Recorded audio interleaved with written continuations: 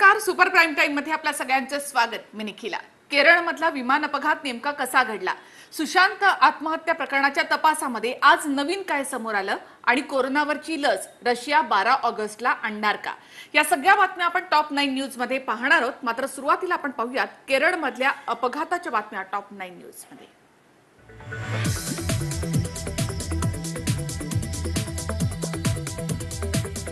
झालेल्या विमान अपघातामध्ये 19 प्रवाशांचा मृत्यू झाला तर 123 जण जखमी झाले आहेत. धावपट्टीवर विमान घसरून ते छोट्या दरीमध्ये पडल्यामुळे हा अपघात झाला.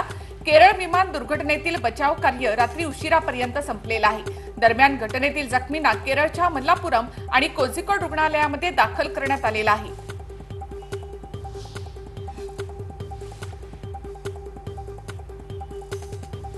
केरळच्या कोझिकोड विमानतळाजवळ झालेल्या भीषण विमान दुर्घटनेमध्ये महाराष्ट्राचे सुपुत्र कॅप्टन दीपक साठे यांचा दुर्दैवी मृत्यू झाला. दीपक साठे यांनी विमान वाचवण्यासाठी सर्वतोपरी प्रयत्न केले, पण ते अपयशी ठरले. त्यांचे वडील भारतीय सैन्यामध्ये ब्रिगेडियर होते. त्यांचे मोठे भाऊ कारगिल युद्धामध्ये शहीद झाले होते. त्यानंतर आता कॅप्टन दीपक यांच्या निधनाने त्यांच्या कुटुंबियांवर दुःखाचा डोंगर कोसळलाय. केरळमधील दुर्घटनाग्रस्त विमानातील 40 प्रवाशांना कोरोनाची लागण झाली. जखमी प्रवाशांवर उपचार करताना ही बाब समोर आली आहे. त्यामुळे आता मदत कार्यातील लोकांना क्वारंटाईन व्हावं लागणार आहे.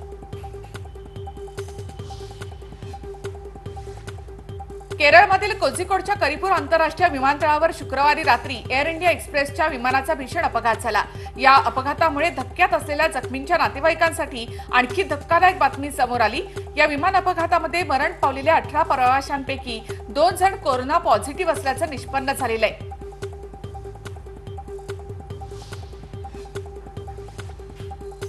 केरळ विमान दुर्घटनास्थळी केंद्रीय नागरिक उड्डाण राज्यमंत्री हरदीप सिंग पुरी यांनी भेट दिली. दुर्घटनेतील मृतांच्या नातेवाईकांना त्यांनी 10 लाखाची सरकारी मदत जाहीर केली आहे. तर गंभीर जखमी झालेल्यांना 2 लाख आणि किरकोळ जखमी झालेल्या प्रवाशांना 50,000ची मदत जाहीर करण्यात आली आहे.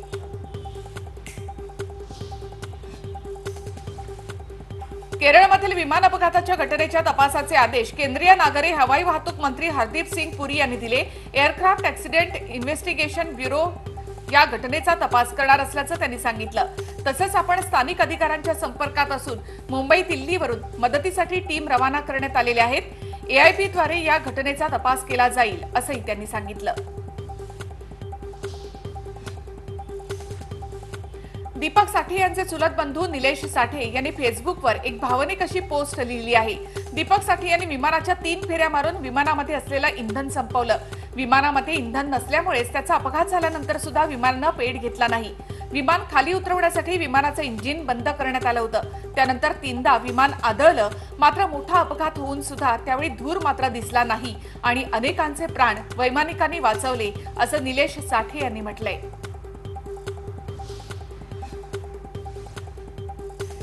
केरळ विमान दुर्घटनेमध्ये निधन झालेल्या दीपक वसंत साठे या वैमानिकांच्या कुटुंबियांची राज्याचे गृहमंत्री अनिल देशमुख यांनी भेट घेत सांत्वन केलं. अनिल देशमुखांना साठेंच्या नागपूरमधील घरी जाऊन त्यांच्या वृद्ध आई वडिलांची भेट घेत त्यांचं सांत्वन केलं आहे. तसंच अनिल देशमुख यांनी ट्विट करून मृतांना श्रद्धांजली वाहत जखमींनी लवकर बरे व्हावे यासाठी प्रार्थना सुद्धा केली आहे.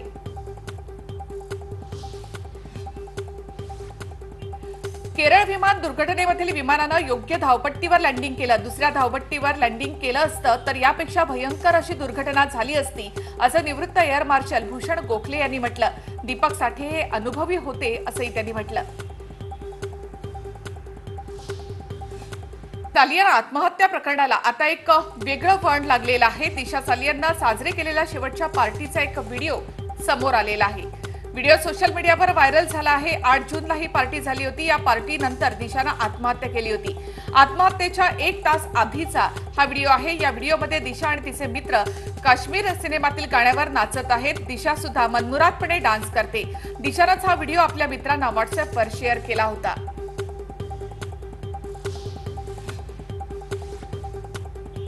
सुशांत सिंग आत्महत्या प्रकरणी ईडीनं शुक्रवारी रिया चक्रवर्तीची 9 तास कसून चौकशी केली. त्यानंतर आज रियानं सुशांत सिंगच्या डायरीची पानं शेअर करत आपल्याकडे सुशांतची कोणतीही मालमत्ता नसल्याचा खुलासा केला.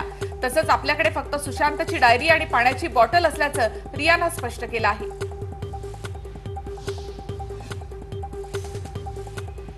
सुशांत सिंग खात्यावरून ट्रान्सफर झालेले 15 कोटी रुपये रियाच्या खात्यामध्ये सापडले नाहीत असं देखील आता समोर आलंय। ईडीच्या चौकशीमध्ये ही बाब उघड झाल्याची माहिती सूत्रांनी दिली आहे। आता या 15 कोटींच्या व्यवहाराचा छडा लावण्यासाठी ईडीकडून बँक अधिकाऱ्यांची देखील चौकशी केली जाणार आहे।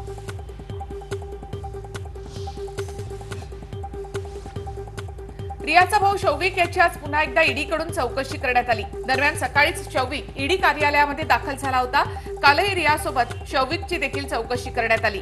मात्र काही कागदपत्र घ्यायची असल्यामुळे आज ईडीच्या कार्यालयामध्ये शौविक दाखल झाल्यानंतर आजही त्याची चौकशी करण्यात आली आहे।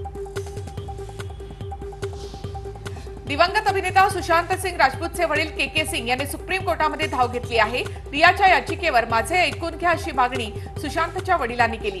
प्रकरण सीबीआयकडे आहे। आता रियाची याचिका निरर्थक आहे असं सुशांतच्या वडिलांनी म्हटलंय।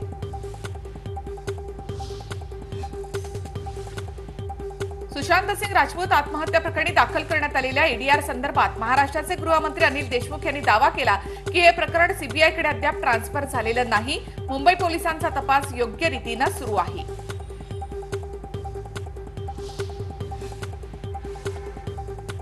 सुशांत सिंग आत्महत्या प्रकरणामध्ये मुंबई पोलिसांवर ठाकरेंचा दबाव असल्याचा आरोप माजी खासदार निलेश राणे यांनी केलाय। मुख्यमंत्र्यांचा मुलगा म्हणून आदित्य ठाकरेंची चौकशी नाही हे न पटण्यासारखं आहे असंही त्यानं म्हटले।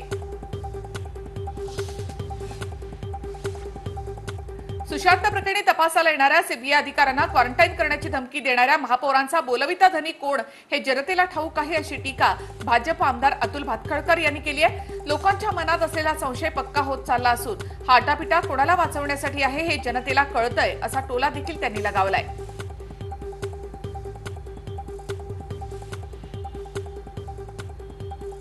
मुंबईमध्ये क्वारंटाईन संदर्भामध्ये मुंबई महानगरपालिकेनं आता नवे कोणते आदेश काढलेत हे आपण पाहणार आहोत टॉप 9 न्यूज मध्ये। अयोध्येमध्ये शरयू नदीचं पाणी आणि अयोध्येतील माती स्वर्गीय शिवसेना प्रमुख बाळासाहेब ठाकरे यांच्या शिवाजी पार्क इथल्या स्मृतीस्थळावर समर्पित करण्यात आली। शिवसेना आमदार प्रताप सरनाईक आणि काही शिवसैनिक यावेळी उपस्थित होते। राम मंदिर भूमिपूजनाचं औचित्य साधत अयोध्येमधून शरयू नदीचं पाणी आणि अयोध्येतील माती आणण्यात आली होती। अयोध्येमध्ये राम मंदिर बांधण्यात यावं ही बाळासाहेब ठाकरे यांची ठाम भूमिका आणि संकल्प होता। मात्र याआधी स्मारकातील माती अयोध्येला नेत ती शरयू नदीमध्ये समर्पित करण्यात आली होती। विमान प्रवास करून येणाऱ्या प्रवाशांना सक्तीनं क्वारंटाईन व्हावं लागणार आहे। या संदर्भातला नवीन आदेश मुंबई महानगरपालिकेनं काढला आहे। पालिकेनं सुविधा केलेल्या ठिकाणी किंवा त्यांच्या स्वतःच्या घरी 14 दिवस क्वारंटाईन व्हावं लागेल। सरकारी अधिकाऱ्यांना क्वारंटाईनमध्ये सूट हवी असेल तर 2 दिवस आधी अर्ज करता येणार आहे। हा नियम सर्वांना सारखाच असेल असं महापौर किशोरी पेडणेकर यांनी सांगितलं।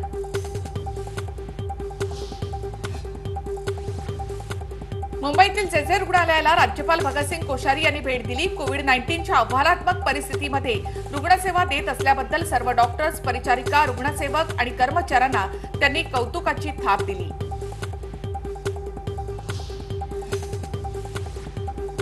विरोधी पक्षनेते प्रवीण दरेकर यांनी आज मुलुंडमधील रिचार्ज अँड सन्स मधील जम्बो कोविड सेंटरची पाहणी केली। मुलुंडमध्ये याआधीच मिठागर येथील पालिका शाळेमध्ये तसंच अक्ट्राय नाक्याजवळील काही इमारतीमध्ये कोविड केअर सेंटर सुरू करण्यात आली आहेत। मात्र दोन्ही सेंटरमध्ये प्रत्येक रुग्णामागे आकारण्यात येणाऱ्या बिलापेक्षा जम्बो कोविड सेंटरमध्ये आकारण्यात येणारं बिल हे जास्त आहे।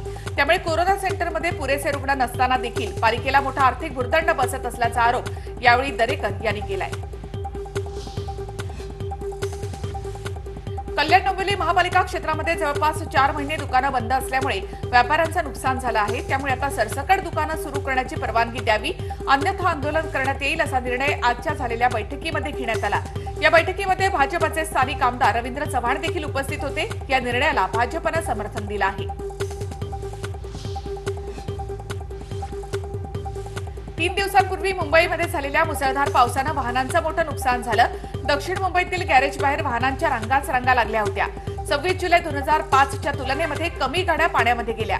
मात्र लॉकडाऊनमुळे कामगार आणि स्पेअर पार्ट्स मिळत नसल्यामुळे गाड्या तशाच उभ्या आहेत। त्यामुळे यावेळच्या पावसामध्ये निकामी होणाऱ्या गाड्यांची संख्या जास्त असेल।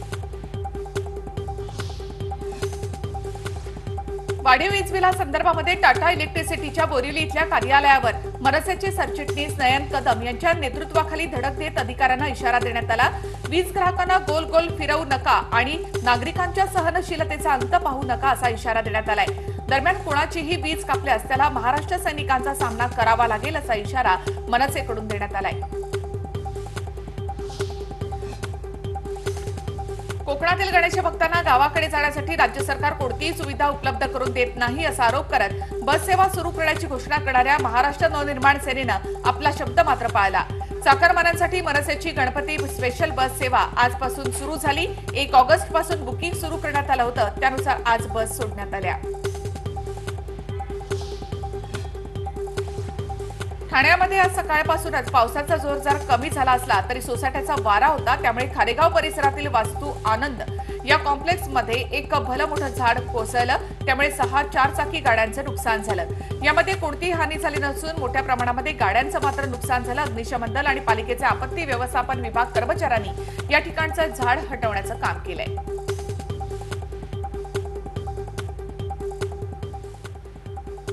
गंदगी भारत छोडो असा नारा आज पंतप्रधान नरेंद्र मोदी यांनी दिलेला आहे। आणखी काही राजकीय बातम्या आपण पाहणार आहोत टॉप 9 न्यूज मध्ये।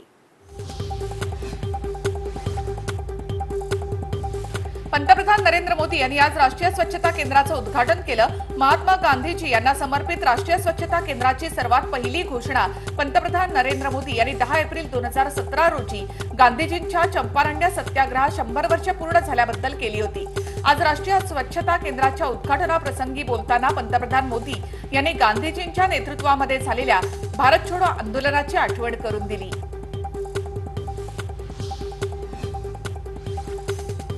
मराठा आरक्षण उपसमितीच्या अध्यक्षपदावरून अशोक चव्हाणांना हटवण्याची मागणी विनायक मेटे यांनी केली आहे। अशोक चव्हाणांच्या जागी एकनाथ शिंदेना नेमा अशी मागणी मेटेंनी केली। मुख्यमंत्री उद्धव ठाकरेंना लिहिलेलं पत्र आज अजित पवारांना त्यांनी सादर केलं।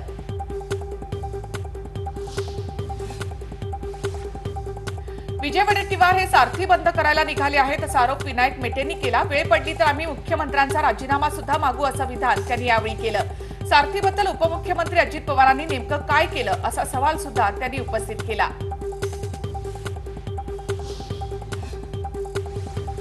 राष्ट्रवादीचे सर्वेसर्वा शरद पवार उद्या सातारा दौऱ्यावर आहेत। यावेळी ते सातारा जिल्ह्यातल्या कोरोना परिस्थितीचा आढावा घेणार आहेत। त्यांच्यासोबत साताराचे पालकमंत्री आणि आरोग्य मंत्री राजेश टोपे हे देखील असतील, तर राज्यसभेचे खासदार उदयनराजे भोसले देखील या बैठकीला उपस्थित राहण्याची शक्यता आहे।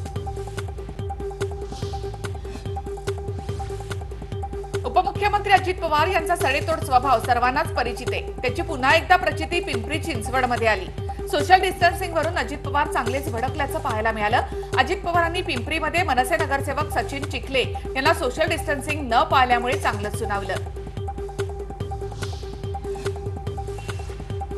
भाजप नेते किरीट सोमय्या यांनी वीज बिलावरून सरकारवर केलेल्या टीकेला महसूल मंत्री बाळासाहेब थोरात यांनी प्रत्युत्तर दिलं।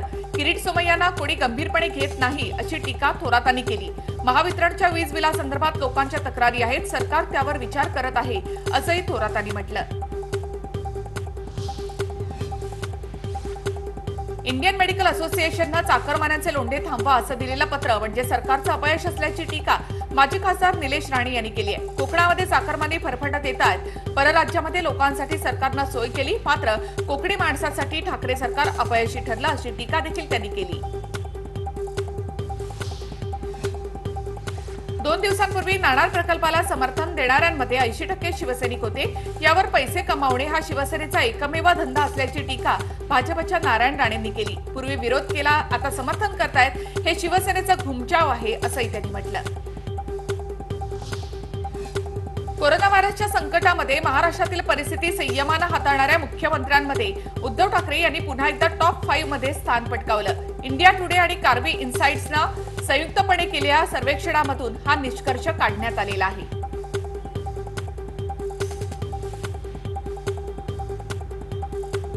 एसटी कर्मचाऱ्यांसाठी काय आहे खुशखबर आणि राज्यात आज नेमकं काय घडलं ते आपण पाहणार आहोत टॉप 9 न्यूज मध्ये।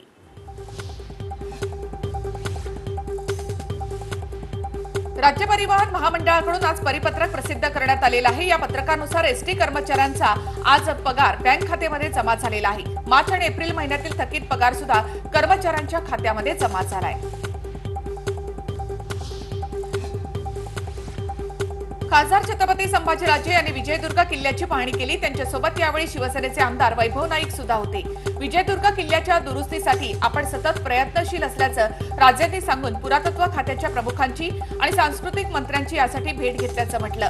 पावसानंतर लगेचच या किल्ल्याच्या दुरुस्तीच्या कामाला सुरुवात केली जाईल असा विश्वास सुद्धा त्यांनी व्यक्त केला।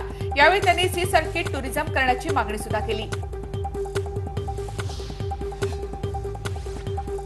कर्नाटक राज्याचे जलसंपदा मंत्री रमेश जारकीहोळ आणि महाराष्ट्र राज्याचे राज्यमंत्री राजेंद्र पाटील यड्रावकर यांनी पंचगंगा नदीच्या पुराची पाहणी केली। तसंच कुरुंदवाड नृसिंहवाडी येथील कृष्णा आणि पंचगंगेच्या पुराच्या पाण्याचा आढावा घेतला। तर कोल्हापूर जिल्ह्यातील काल सायंकाळपासून पावसानं उसंत घेतली, त्यामुळे पंचगंगा नदीच्या पाण्याच्या पातळीमध्ये सुद्धा घट झाली। राधानगरी धरणाचे 2 स्वयंचलित दरवाजे बंद झाल्यामुळे प्रशासनासह नदीकाठच्या गावांना दिलासा मिळाला आहे।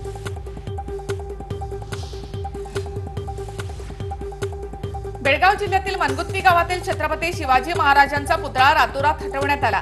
या घटनेमुळे शिवभक्तांमध्ये संतापाची लाट पसरली आहे। या घटनेच्या पार्श्वभूमीवर महाराष्ट्रातील शिवभक्त उद्या कर्नाटकात जाऊन आंदोलन करणार असल्याची माहिती समोर आली आहे। कर्नाटक सरकारच्या प्रतिकात्मक पुतळ्याचं कोल्हापूरमध्ये दहन करण्यात आलं। माजी आमदार राजेश क्षीरसागर यांच्या नेतृत्वाखाली शिवसैनिकांनी हे आंदोलन केलं आहे। काँग्रेस नेते बाळासाहेब थोरात, अमित देशमुख आणि यशोमती ठाकूर यांनी निलंगेकर कुटुंबियांची भेट घेऊन सांत्वन केलं। माजी मुख्यमंत्री शिवाजीराव पाटील निलंगेकर यांचं 2 दिवसांपूर्वी निधन झालं। यावेळी लातूर जिल्ह्यातील निलंगा इथं जाऊन या तीनही मंत्र्यांनी आपल्या ज्येष्ठ नेत्याला श्रद्धांजली अर्पण केली आहे। सोलापूरमध्ये दुमजली इमारतीची भिंत कोसळली असून 3 मजुरांना शासकीय रुग्णालयामध्ये दाखल करण्यात आले। खोदकाम सुरू असताना भिंत कोसळली असून आणखी काही मजूर ढिगाराखाली अडकल्याचा अंदाज आहे। सोलापुरातील मुरारजी पेठ इथे ही घटना घडली।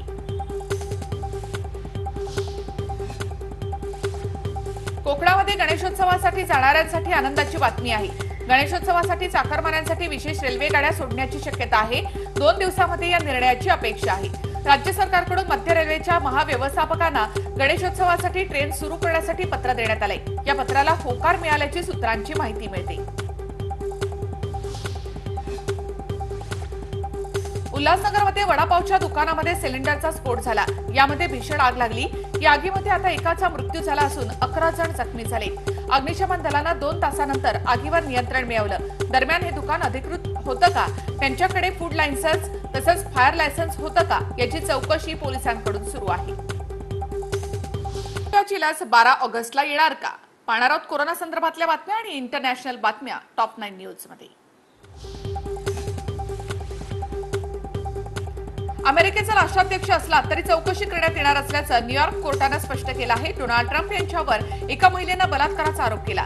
कायद्यातील पळवाट शोधून ट्रम्प हे चौकशीपासून स्वतःचा बचाव करतायत असा आरोपही करण्यात आलेला आहे। धार्मिक पक्षांच्या तीव्र विरोधाला न जुमानता पाकिस्तानच्या संसदेनं फायनान्शियल ऍक्शन टास्क फोर्सच्या कठोर सूचनांनुसार 3रं विधेयक मंजूर केलं आहे। फायनान्शियल ऍक्शन टास्क फोर्स ही संस्था आर्थिक गैरव्यवहार आणि दहशतवाद्यांच्या अर्थपुरवठ्यावर बारकाईनं लक्ष ठेवण्याचं काम करते। पाकिस्ताननं ग्रे लिस्टमधून बाहेर पडण्याच्या प्रयत्नामधून हे विधेयक मंजूर केलेलं आहे। पाकिस्तानातील खैबर पख्तूनख्वा प्रांतामध्ये एका क्रिकेट सामना दरम्यान दहशतवादी हल्ला झाला। दहशतवाद्यांनी मैदानाजवळ असलेल्या टेकडीवरून स्टेडियमच्या दिशेनं गोळीबार केला। त्यामुळे एकच खळबळ वाजली होती। सुदैवानं या हल्ल्यात कुणी जखमी झालं नाही। मात्र या हल्ल्यामुळे पुन्हा एकदा पाकिस्तानमध्ये क्रिकेट खेळणं सुरक्षित आहे की नाही यावर प्रश्नचिन्ह मात्र उपस्थित झालंय।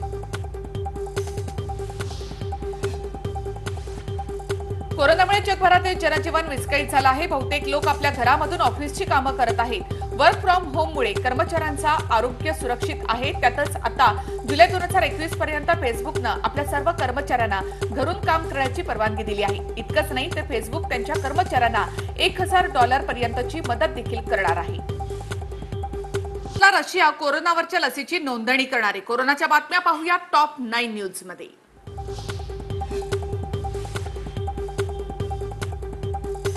राज्यामध्ये आज कोरोनाचे 12,822 नवे रुग्ण आढळून आले आहेत। त्यामुळे राज्यातील एकूण कोरोना बाधितांची संख्या 5,03,084 झाली। तर राज्यामध्ये आज दिवसभरात 11,081 कोरोनामुक्तांना डिस्चार्ज देण्यात आला असून आज दिवसभरामध्ये 275 जणांचा कोरोनानं मृत्यू झालेला आहे। बऱ्याच दिवसापासून लोक ज्या कोरोना लसीची प्रतीक्षा करत होते त्यांची प्रतीक्षा आता संपली आहे। रशिया आता 12 ऑगस्टला कोरोना व्हायरसवरील लसीची नोंदणी करणार आहे। बॉलिवूड अभिनेता अभिषेक बच्चन यानं कोरोनावर मात केली असून ट्विट करत ही बातमी त्यानं चाहत्यांसमोर शेअर केली आहे। गेल्या काही दिवसांपासून त्याच्यावर नानावटी हॉस्पिटलमध्ये उपचार सुरू होते। देशभरात कोरोना रुग्णसंख्येचा उद्रेक झालाय। सलग दुसऱ्या दिवशी 60,000हून अधिक रुग्णांची नोंद झाली। शुक्रवारी कोरोनाच्या 61,537 नव्या रुग्णांची नोंद झाली आहे।